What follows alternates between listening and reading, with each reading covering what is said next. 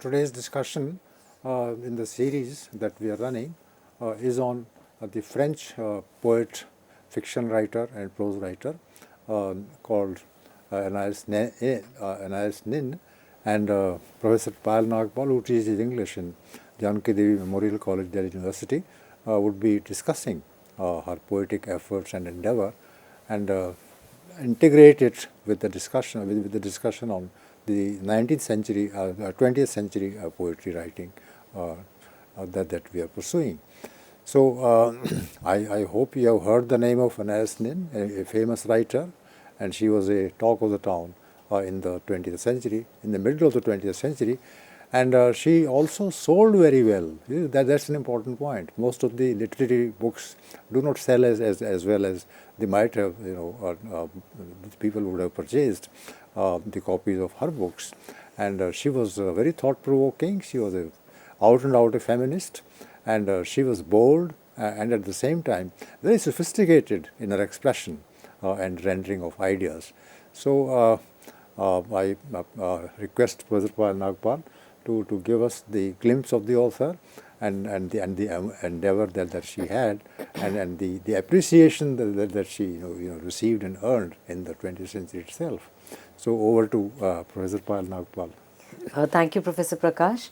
So as you mentioned, that today's lecture will be on Anais Nin, and she's a French-born American writer.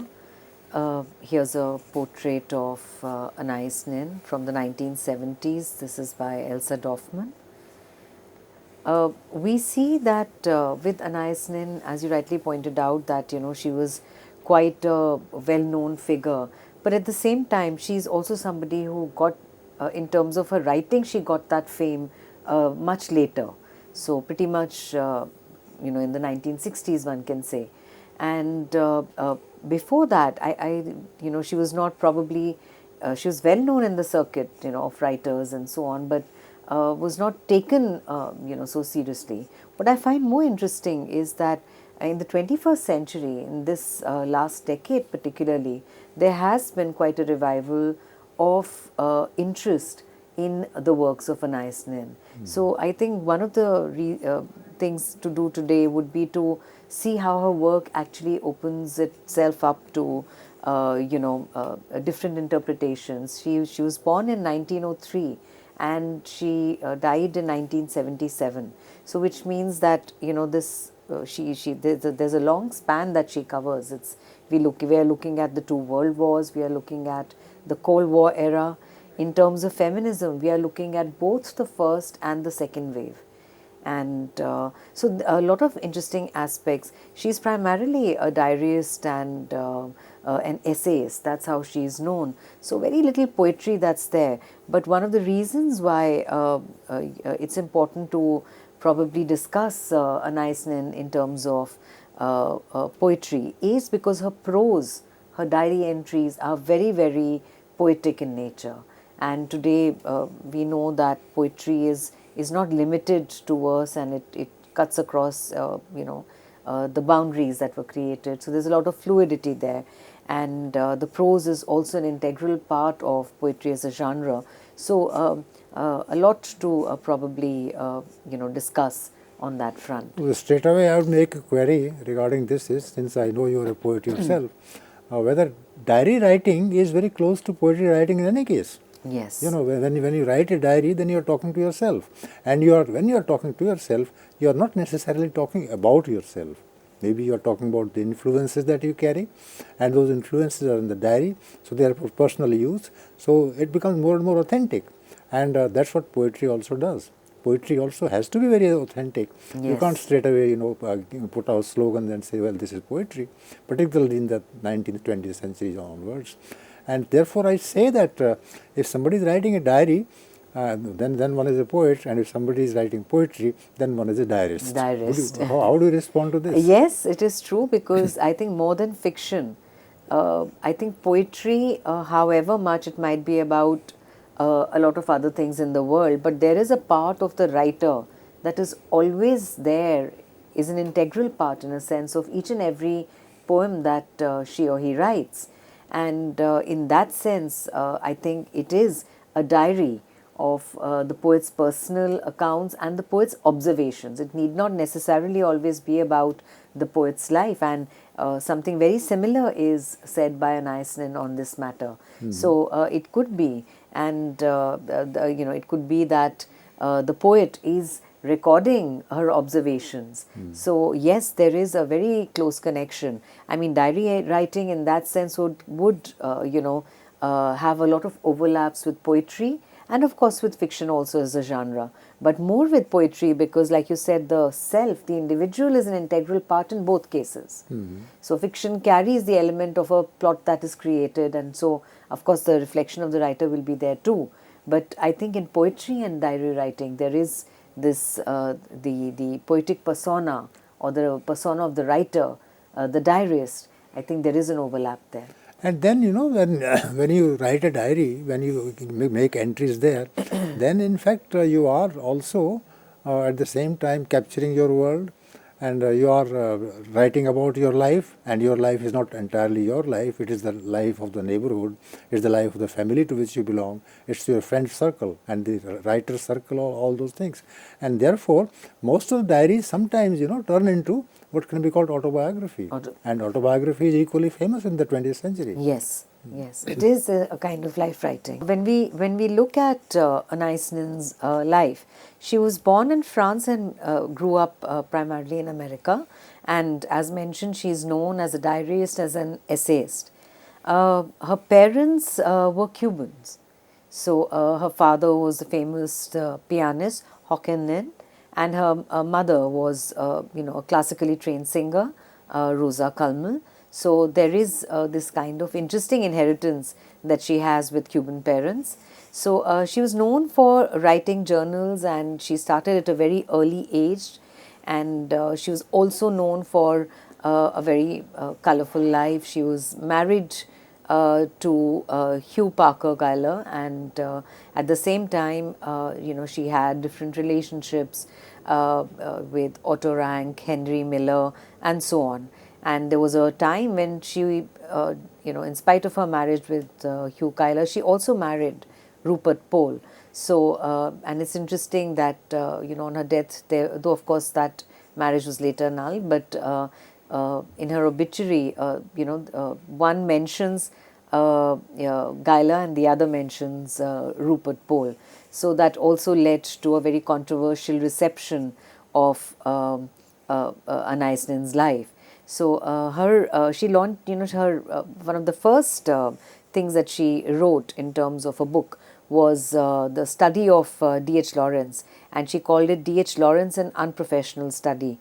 So here is a writer, I think, in whose novels, be it sexuality, be it the institution of marriage, the development of the artist, there are a lot of these ideas that Lawrence's novels cover, and we have Nin, who's wrote a kind of dedicated study of Lawrence's work.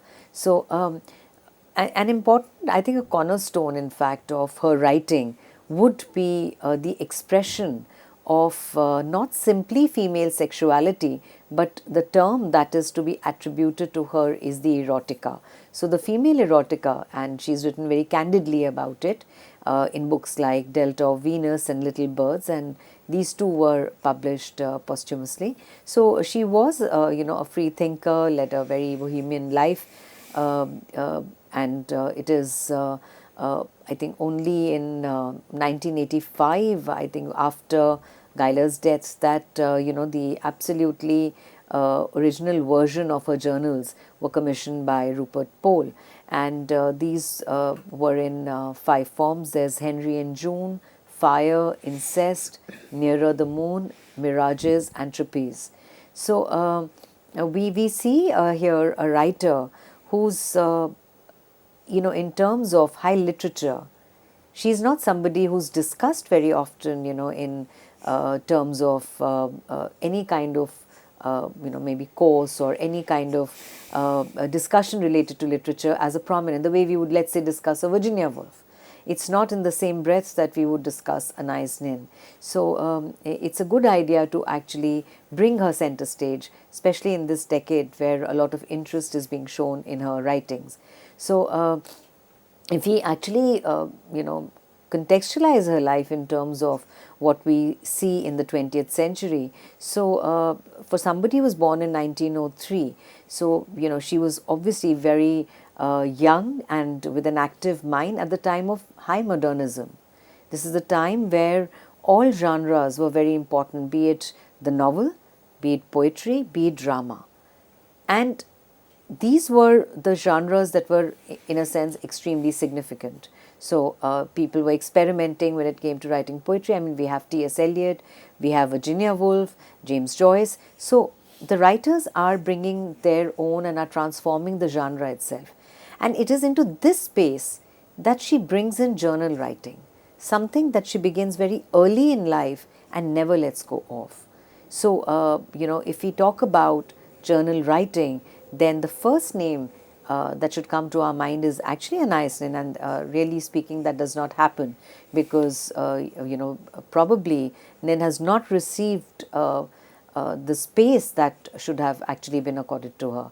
So, she was always a very keen observer of things, and the influences of both surrealism and psychoanalysis can be seen in her work, and her writing is intensely poetic. So she was noticed only, as I mentioned in the with the publication of her diaries in 1966, and she says that this diary is my keef. She says that this is like her drug and a vice for her. And instead of writing a novel, she says, I lie back with this book and a pen and dream. And she says that she would like to relive her life in the dream. And in fact, she goes ahead and says, the dream is my only life, to quote Anais Nin. So this idea of dream, this idea of a woman creating an alternative life for herself, a life where she's completely free, there's complete expression, all that is there in terms of, writing this journal. So which also means that we have a writer who's extremely candid and honest. It's not very easy to be as candid as Anais Nin is. So, and she initially wrote the diary in French, a language that she knew quite well, and she started writing when she was just about 11 years. And for the first 5 years, 5 to 6 years, she wrote in French, and after that, everything was written in English. So she also had numerous, liaisons, and she was very, very kind and generous, with her partners. It is said of her, Sadie Doyle in an article says that even as she made the careers of other writers possible, Nin's own writing was ignored. And of the 9 books of fiction she published in her lifetime, 4 were self-published, and only one, her short story collection, Under a Glass Spell, received any critical acclaim. Most were actually mocked, and Elizabeth Hardwick, in the pages of the Parisian Review, actually called her writing vague, dreamy, mercilessly pretentious, and a great bore. So we can see that, in her own time also, it's only towards the end of bore, a great bore.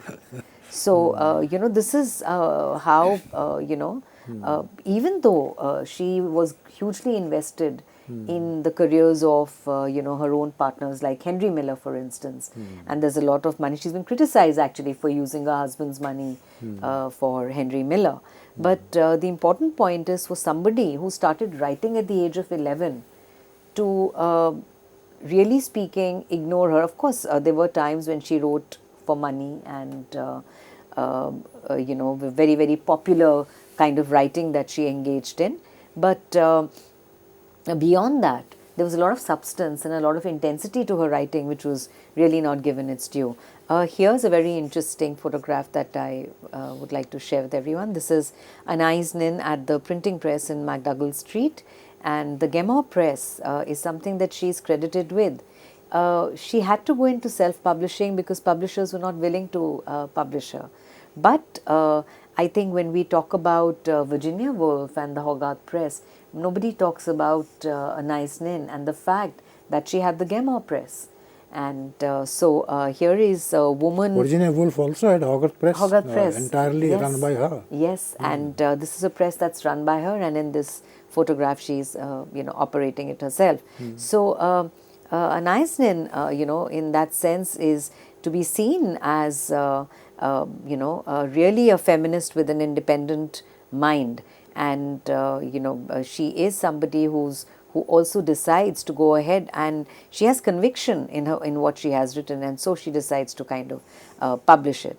The fact that there were publishers who were not willing to publish her, she at one point says that, to quote Anais Nin, America tried to kill me as a writer with indifference, with insults, and so of course she fights back.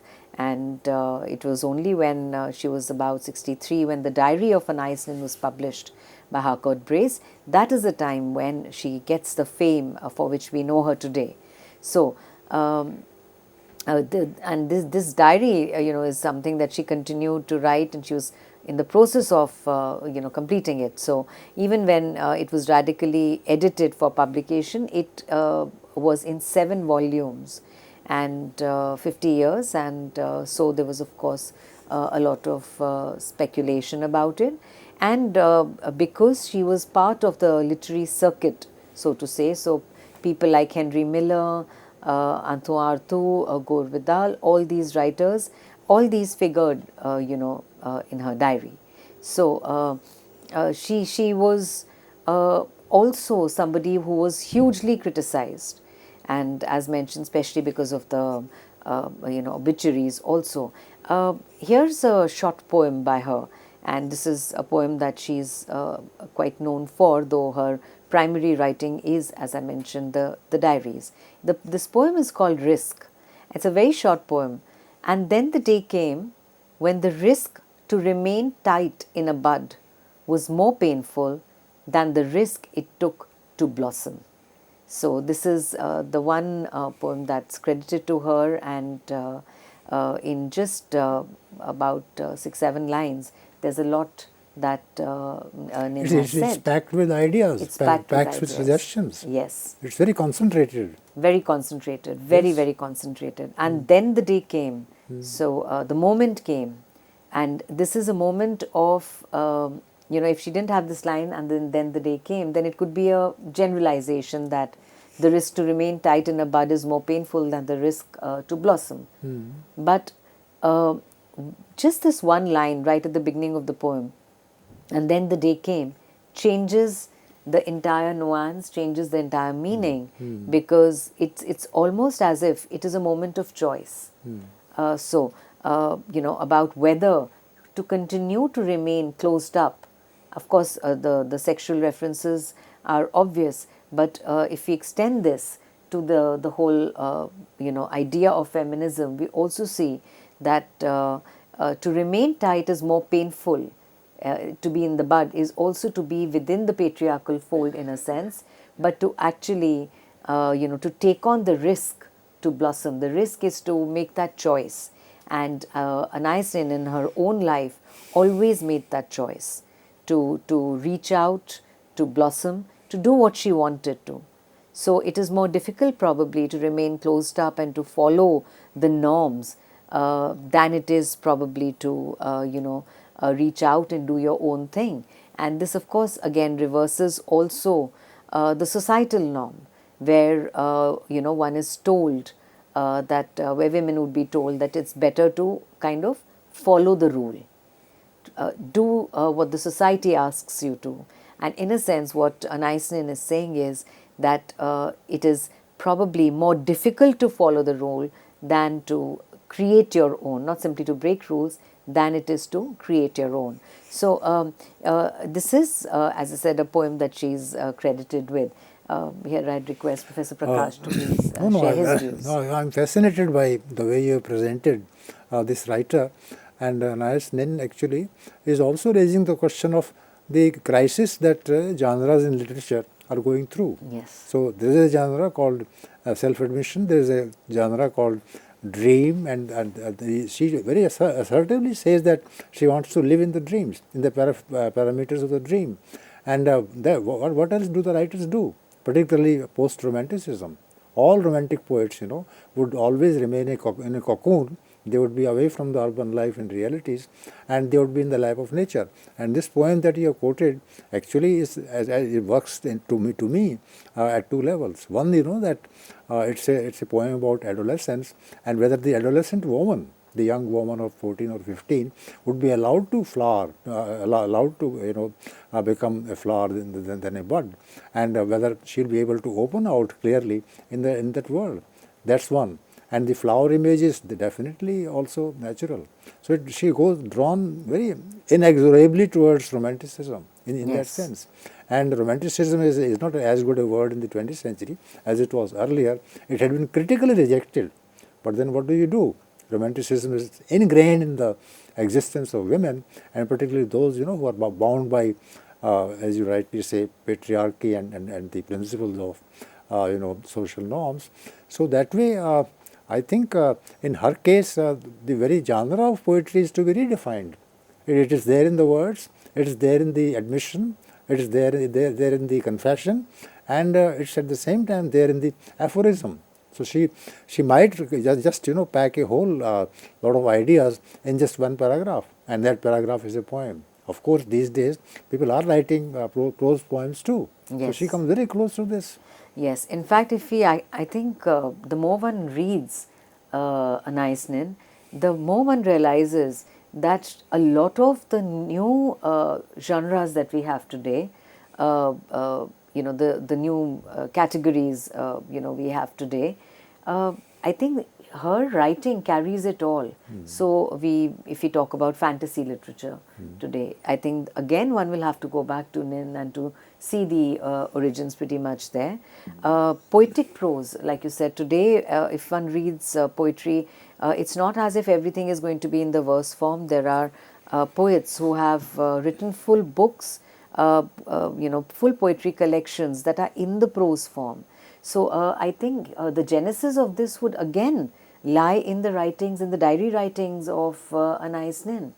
And so a lot of these new categories that we are talking about that flout, the kind of rules of what a genre should be about, let's say what a novel should be and what poetry should be all about. So all that is totally, done away with.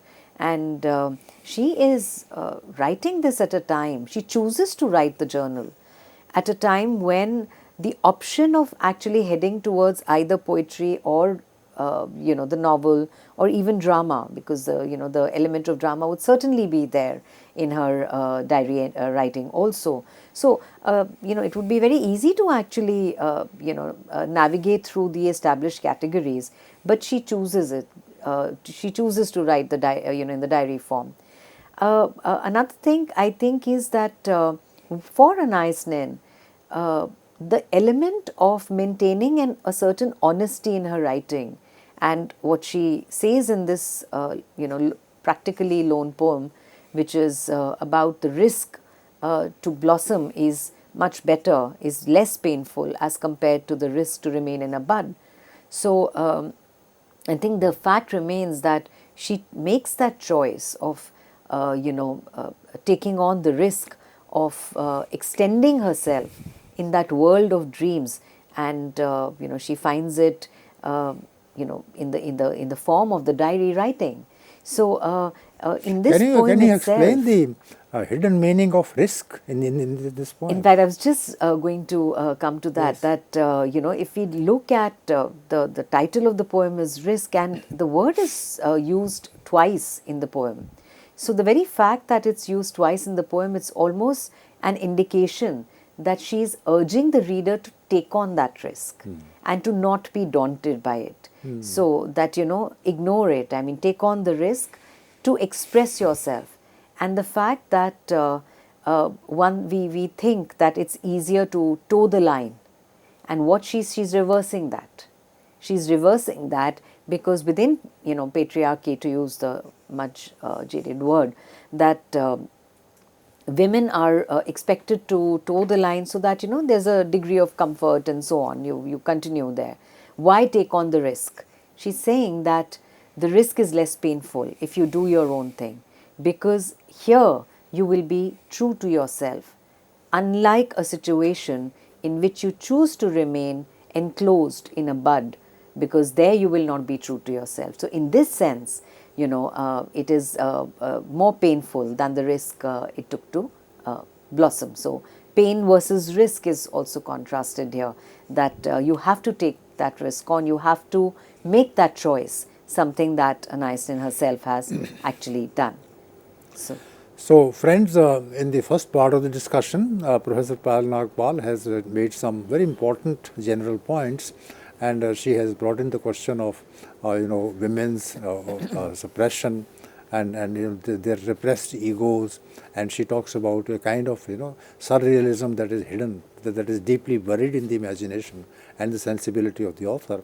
So she has pointed out all these aspects of the writing of Anna Eistin in particular, and of the women's conduct in the 20th century in general. So I think from here it will be a nice movement towards the other things like his short stories or diaries, and Professor Payal Nagpal, I'm sure, would give us an example of the short sentence or the short paragraph in a diary, which actually turns out to be a poem. Yes. So we have to now shift to the next part of the discussion in a few moments. Thank you.